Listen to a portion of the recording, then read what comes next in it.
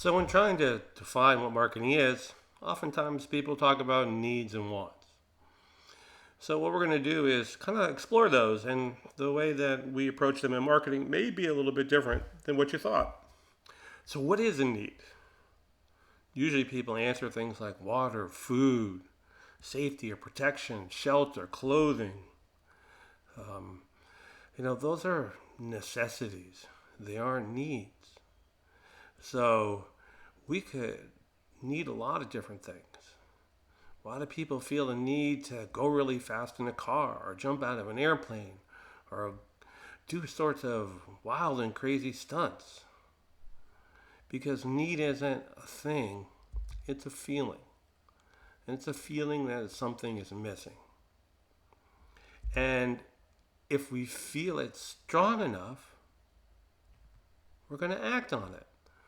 So needs give us motivation, they give us drive. So if we're really lonely, we might talk to somebody. If we're angry and we're feeling that and we need to act out or speak to somebody, we will. So a need is just a sense that something is missing, right? And it could be really important. It could not be so important. So then what's a want? So normally if we did the first kind of the way of thinking about a need, well, a want would be something you don't need. It's not a necessity you wish you had. Like, I wish I had a Porsche, all right? Or, a second home and so forth.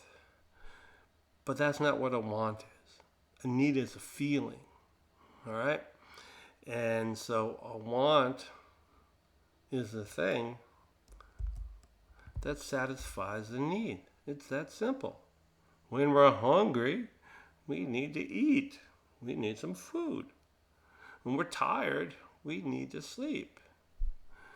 When we're bored, we need to do something interesting. When we're lonely, we need to, socialize. Whatever those things are. So the need is the feeling, the want is the thing that satisfies the need. So what's the implication? Okay, so what, Mr. Marketing Professor? So what? Right? Well, needs are relatively universal. We all have those feelings, all right, in different cultures, all right?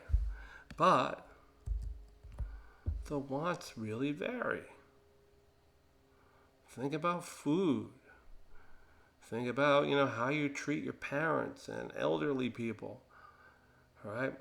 The things that signal status, have symbolic value, like we talked about, they really vary by culture. So really what we can say is, what marketers do is they stimulate people's needs. They don't really create needs. Needs exist already, at least in my opinion. But they stimulate them. They make you feel them. Oh, my hair isn't looking as good as it could, and people aren't going to be attracted to me. And that makes me feel unattractive and ugly, and it's a bad feeling. All right, and so I want to buy this product that's going to get rid of my split ends. If you ever see me, I don't have very much hair at all. So obviously, I'm not talking about myself. But anyway, so marketers stimulate needs. They don't really create needs, right? But then they tell us they have products that will satisfy those needs. And that's where I think you can justifiably be critical of marketers. That oftentimes they take things that needs that aren't really that important. Is the type of deodorant you wear going to make a difference in how successful you are in the business world? No. But they're going to tell you that it does. That it provides, it satisfies a need that maybe has been overemphasized, and their product will do that. So, to me, what I say is marketing often starts off with a pinch. You have to pinch people, right, in a way to get them to say, "Ow, oh, I have a need. I wish something was different," and then you show them the thing that can satisfy that need. And what makes, nowadays marketing challenging and exciting and opens up opportunities for smaller companies is that, culturally, at least in the US, we have a lot of different cultures. And we'll talk more about that later. So there's a lot of different opportunities because different cultures, yeah, we all have the same needs, but how we go about satisfying those oftentimes varies. And that provides opportunities for companies to provide unique or different products to meet those people's wants and needs. Okay, so now product and exchange. So they use the term in the definition offering. That's a product. Okay, and we'll get to exchange. All right. So what's a product? All right. I mean, we can think of products as tangible things like my laptop, my desk, your bicycle, a car, a book, clothing. All right. But also there are services, things that are intangible. Seeing a psychologist, I need to go. Okay. An accountant. Some things doctors do you can't really touch or feel. All right. So what's a product? And then if we started to list a whole types of things, we have this unbearable list of things that could be a product. So the question is, why would anybody buy a product? So that right there in the picture, that's a pet rock. It's from a while ago, and then before 2000. And a guy just had somebody paint all these rocks, hired some people to do it, painted a bunch himself one year, and he sold about 1.5 million of them for about $4 to $5 a pop. So why are people buying pet rocks? Why do people buy chia pets? Why do people buy trinkets and things and stuff like that? Well, the answer is, it must have some value to people, right? So a product is anything of perceived value that can satisfy a need. It is the want that satisfies the need. And it can be for things that are important and things that aren't. They're whimsical and so forth. Because people are complex and emotional. All right? So, remember, in marketing, value is in the eye of the beholder, which means everything is based on people's perception. That is the reality in marketing. Now, so anything can be a product. Movies, music, intangible things, those are all products. Now, exchange is how we kind of do marketing. It's the nitty gritty where we, just like it says, two or more parties. So it can be individuals, companies, multiple ones. All right, you buy something online, you pay. It's a small business. They have their Shopify, so you pay. Shopify collects the money. They pay the person who's running the business. They get the funds, and the other funds go to the company that's going to drop ship the product to them, and so forth. So it can be multiple companies and groups. And it can be complicated. All right, and whether it's digital currency or real currency, all right, but there's two or more parties, you and the company marketing it, all right, and each party has to get something of perceived value. Does it need to be equal value? No. First of all, it's perceived. Put air quotes around it, right? It's what people perceive. And my perceptions and my needs and my wants are different from a company's.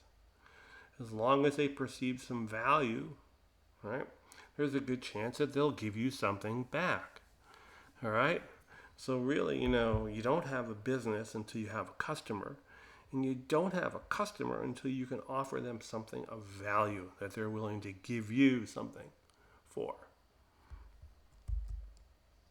And then again, it has to be voluntary. We'll usually talk in class and say, hey, it's Friday night, you need some money, you go across the street to the TD Bank to take out some money out of the ATM because the one on campus is broken, and you're just about back on campus, and I come out jump out from behind you with a Glock and point it at you and say, hey, let's do some marketing. You can keep your life, which you value, and I'll take all your money. Is that marketing? Of course not. It's a felony. All right? So parties have to, have the ability to enter or not enter. So monopolies in certain situations, the government tries to control those because it's not voluntary. It's forced. And then the last part is every party has to be capable or competent to enter into the exchange as much as possible. a level playing field. All right. And, just some of you guys, aren't 21, so you're not allowed to drink or, and use cannabis. All right. Why? Well, they decided that you guys, might do stupid things with it. All right. You guys can't even, if you're under 18, you can't even enter into a contract. You can't get a cell phone where you pay at the end of each month. All right. Even if you have a job and make oodles of money because you're a minor. All right. So the idea is to protect that people. So there's a lot of laws and situations where the government or the situation is to have a level playing field that people can evaluate what they're looking at and have a chance to decide to go ahead with it or not. In Connecticut, there's laws against people who put a lot of pressure on telemarketing. You have the right for up to a week afterwards to cancel.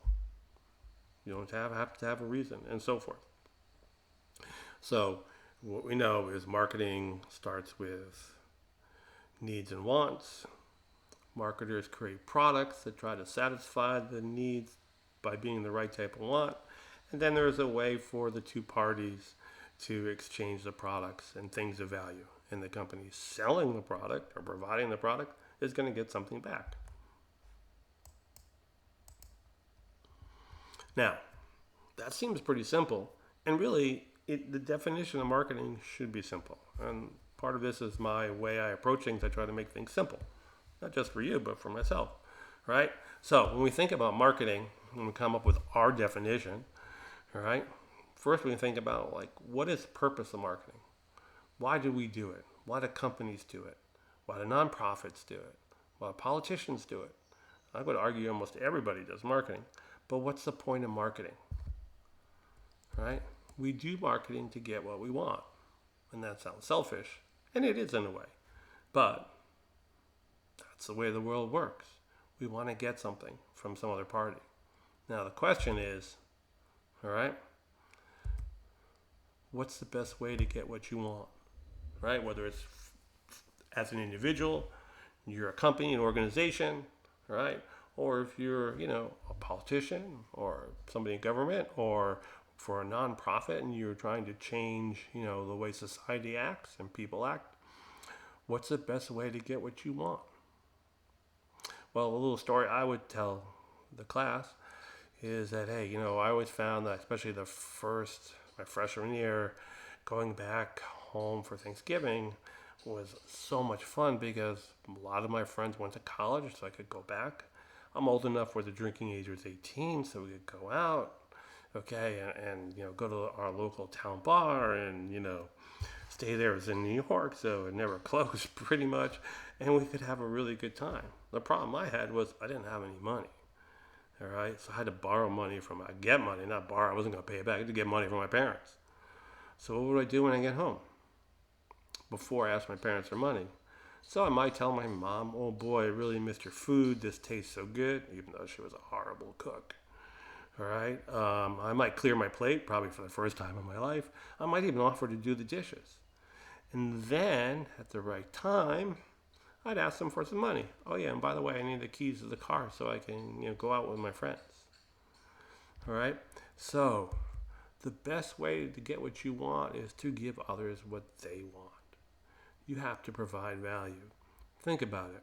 When you have money and there's something you want and it's your favorite brand, whether it's Nike, Apple, whatever brands you like, and you're going to go out and buy it, you're happy. You're going to do it. You're happy to spend your money because you're getting more value back. So the best way to do marketing to get what you want is to try to give other people what they want. All right? So marketing really is the process of getting what you want by giving others, individuals, organizations, right, what they want. Another way to say it is creating value for others and the ability to capture enough value for yourself.